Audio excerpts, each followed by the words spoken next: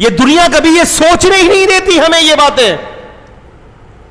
ایک ایک لمحہ قیمتی ہے دوستوں, ایک ایک لمحہ قیمتی ہے.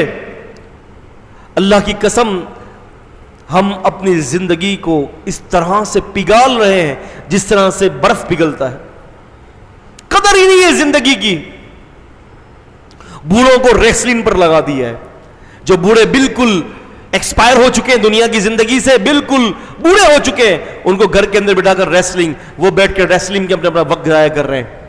جوانوں کو جو ہے وہ مختلف قسم کی موویز کے اندر ان کی زندگیوں کو برباد کر دیا ہے. اور چھوٹی عمر کے لڑکے جو ہیں ان کو گیمز کے اندر, ان کو ویڈیو گیمز کے اندر, پب جی کے اندر, اس قسم کی خرافات کے اندر لگا دیا ہے. پورا پورا دن زندگی کے برباد کرتے ہیں. اور عورتیں انڈین ڈرامے, ایک ایک ڈرامے کی قسطیں تقریباً 400 500 قسطوں پر مشتمل, آپ جانتے ہیں. اور وہی ہندو کا غلیظ اور گندا کلچر ہماری عورتوں کے ذہنوں میں گھومتا ہے. زندگی برباد. اب یقین مانیں, میں آپ کو بتاؤں, ہمارے گلشن معمار کے اندر جو ہے اب یہ جو دیکھتے ہیں نا مختلف قسم کی گیمز جو آتی ہیں, میں نے پہلے بھی آپ کو یہ بات بتائی, پھر میں آپ سے یہ بات کہہ رہا ہوں, اس کے اندر ایسے ایسے یہودیوں کی سازشیں ہیں نا, باقاعدہ اس کے اندر جو فائٹر ہوتا ہے نا اس کو ایسی ایسی جگہوں پہ لے جاتے ہیں کہ بیت اللہ کا بنا ہوا ہوتا ہے, اور یہ باقاعدہ ان کو بتایا جاتا ہے کہ اس کے اوپر ہٹ کرو. ہمارے مسلمان بچے گیم کے اندر ہٹ کرتے ہیں. 24 گھنٹے جو بندہ اس کو کھیلے گا وہ کس جگہ پر کھڑا ہوگا. رات کو 3 4 بجے ہم سوتے ہیں. ہم سب کا یہی حال ہے اللہ ماشاءاللہ. رات کو فارغ ہوئے کام سے, ٹی وی کھولا, بس گزار دیا. رات کو بج گئے 3 بج گئے 2 بج گئے.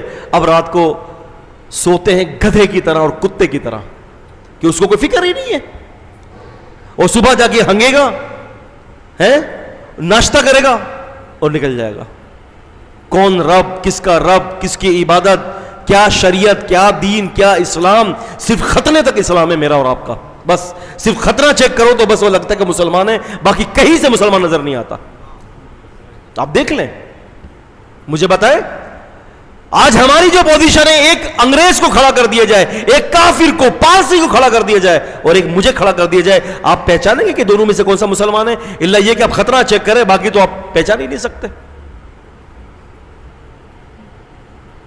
یہ ہماری زندگیاں برباد ہو گئی ہیں, ہماری زندگیوں کو برباد کر دیا گیا ہے, ہمیں کہیں کا نہیں چھوڑا گیا.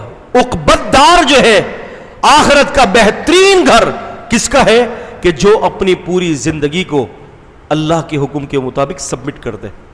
جنت میں جانے کے بعد بھی یاد رکھیں, جنت میں جانے کے بعد بھی جس بات کے اوپر جنتیوں کو پریشانی ہوگی اور افسوس ہوگا وہ ہوگا کہ دنیا کے اندر کاش کہ ہمارا وہ لمحہ جو اللہ کے ذکر سے خالی رہا, کاش ہم اس لمحے میں اللہ کا ذکر کر رہے ہوتے.